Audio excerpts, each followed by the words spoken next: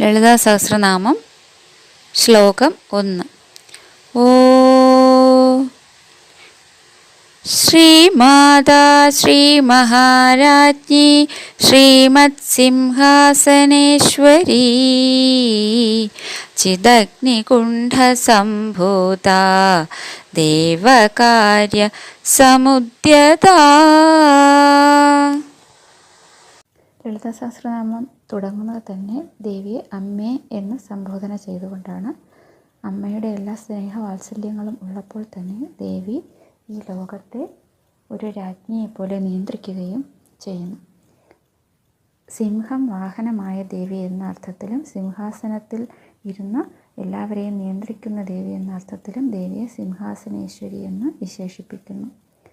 ദേവന്മാർ അർത്ഥിക്കയാൽ യാഗാഗ്നിയിൽ നിന്നാണ് ദേവി ആവിർഭവിച്ചത്. അതാണ് ചിദഗ്നി